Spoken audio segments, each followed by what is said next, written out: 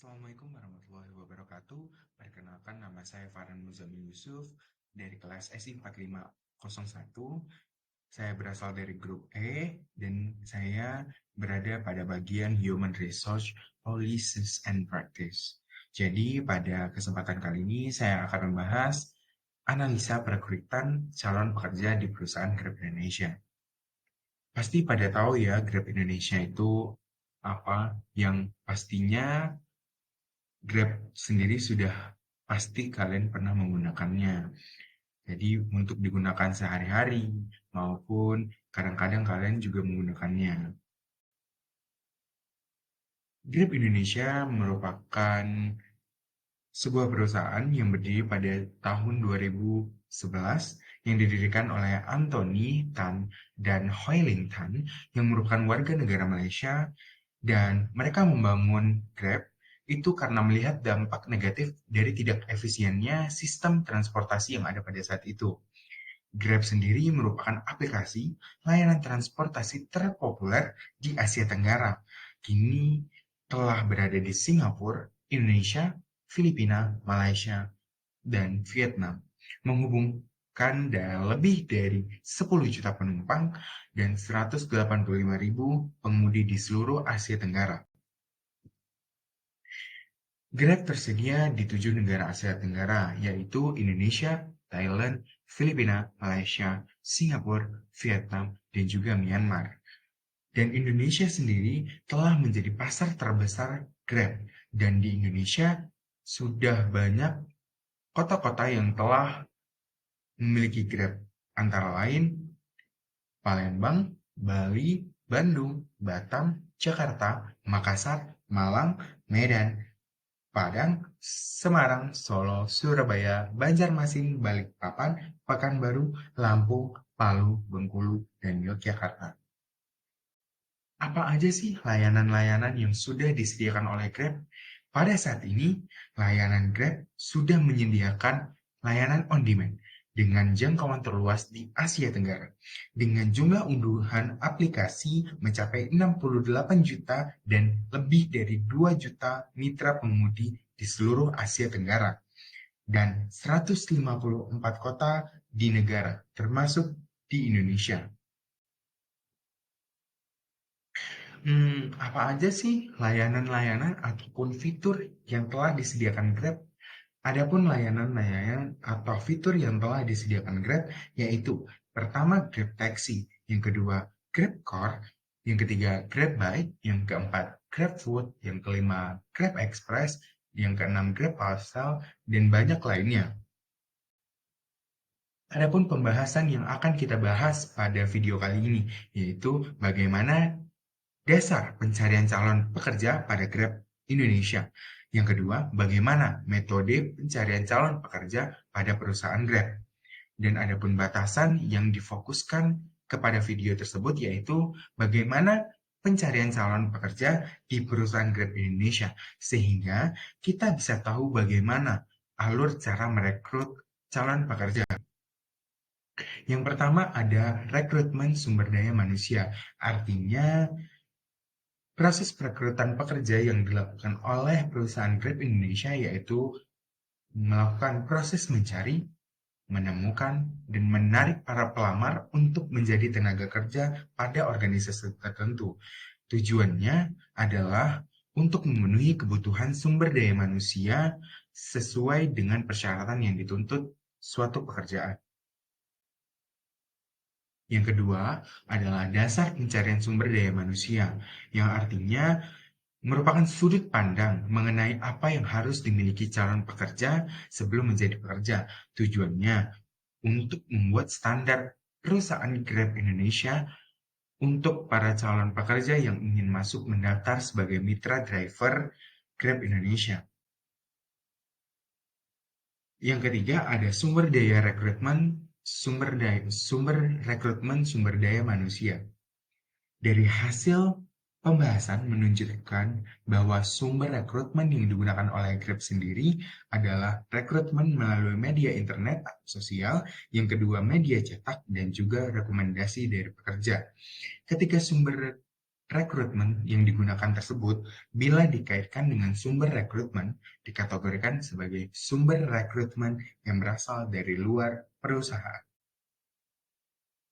Yang pertama, rekrutmen melalui media sosial. Salah satu cara yang dapat dilakukan dalam proses rekrutmen adalah dengan menggunakan media internet. Dengan perkembangan teknologi yang semakin pesat, banyak perusahaan atau organisasi yang mulai menggunakan internet sebagai salah satu media untuk merekrut karyawan. Adapun alur yang disediakan Grab yaitu adalah awal permintaan akan pekerja baru sampai pengiklanan di media internet. Selain itu, pasti rekrutmen melalui media sosial ini mempunyai kelebihan, yaitu kelebihan dari rekrutmen melalui media sosial itu merupakan eh, yaitu dapat tersebar lebih luas dalam waktu yang singkat tanpa dibatasi oleh ruang dan waktu. Hal tersebut dapat terjadi karena pada zaman maju seperti sekarang ini, internet bukanlah hal yang asing dan baru, sehingga banyak orang yang sudah dapat mengakses internet dan memperoleh informasi tersebut.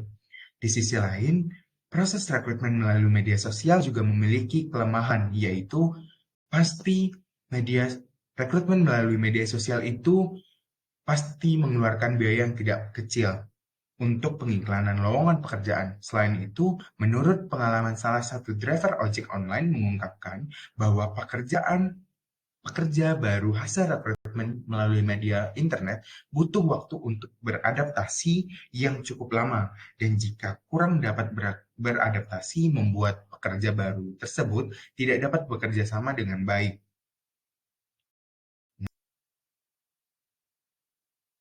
Metode rekomendasi. Metode rekomendasi merupakan salah satu metode yang dilakukan oleh Grab Indonesia dalam mencari karyawan baru, di mana metode ini digunakan dengan cara menitipkan pesan kepada pekerja yang bekerja di dalam perusahaan bahwa perusahaan membutuhkan pekerja baru. Dan oleh karenanya, pekerja dalam perusahaan diperbolehkan untuk mengajak kenalannya untuk melamar pekerjaan ke perusahaan. Selain itu, metode rekomendasi juga memiliki kelebihan, yaitu pekerja dalam perusahaan, yaitu pekerja baru yang masuk ke dalam perusahaan akan dapat bertahan lebih lama. Hal tersebut dapat terjadi dikarenakan perusahaan mengajak kenalannya untuk bekerja, sehingga secara otomatis bekerja baru dapat lebih cepat beradaptasi atau memiliki kenalan di dalam perusahaan. Di sisi lain, rekrutmen melalui rekomendasi pekerja dalam perusahaan juga memiliki kelemahan, yaitu dikarenakan ada unsur kekerabatan atau kenalan. Selain itu, tidak menutup kemungkinan terjadi hal saling menutupi kesalahan satu sama lain dikarenakan mereka terdapat hubungan kekerabatan. Next ada rekrutmen melalui media cetak seperti media koran.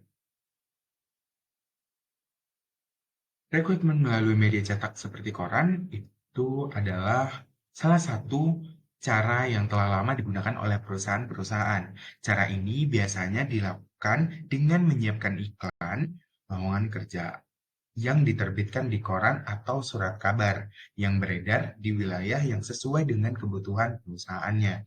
Adapun kelebihannya yaitu lowongan pekerjaan dapat tersebar secara luas dengan biaya relatif lebih murah dibandingkan media massa yang lain dan dapat lebih menjangkau secara luas sampai ke orang-orang yang memiliki tingkat pendidikan yang tidak terlalu tinggi dikarenakan menurut pengalaman dari kepala personalia perusahaan, orang-orang yang memiliki pendidikan minim lebih sering membaca dan mencari pekerjaan dari koran. Di sisi lain, kelemahan rekrutmen melalui media cetak seperti koran ini adalah membutuhkan waktu yang relatif tidak singkat dan atau lama untuk dapat memperoleh pekerja yang cocok dan sesuai kebutuhan perusahaan.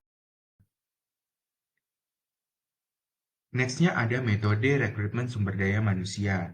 Metode rekrutmen yang ada dalam Grab dilakukan secara terbuka, yang mana dari hasil pertanyaan yang telah diberikan kepada narasumber mendapatkan jawaban bahwa informasi mengenai rekrutmen diperoleh dari bermacam-macam sumber yang membuat masyarakat dapat mengetahui dengan mudah, yang mana juga telah dijelaskan pada sumber rekrutmen perusahaan Grab telah menggunakan media internet, koran, dan mulut ke mulut dalam menyampaikan informasi rekrutmen, di mana Grab bilang dalam teknik rekrutmen dapat dikategorikan menggunakan centralized recruitment technique.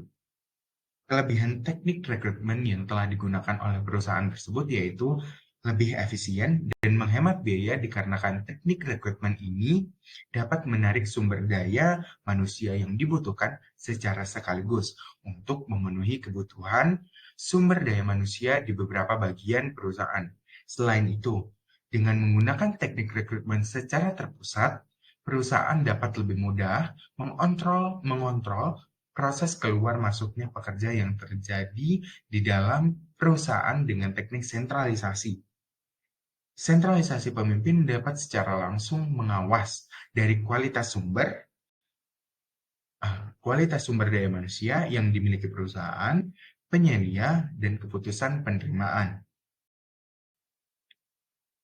Next ada penerapan proses seleksi, di mana penerapan proses seleksi diterapkan oleh Grab yang meliputi tahap penerimaan pendahuluan yang dilakukan dengan perkenalan dan menanyakan tujuan, di mana hal ini sangat membantu dalam upaya menghilangkan kesalahpahaman dan menghindari pencairan informasi dari sumber yang tidak resmi. Selanjutnya, tahap pemeriksaan.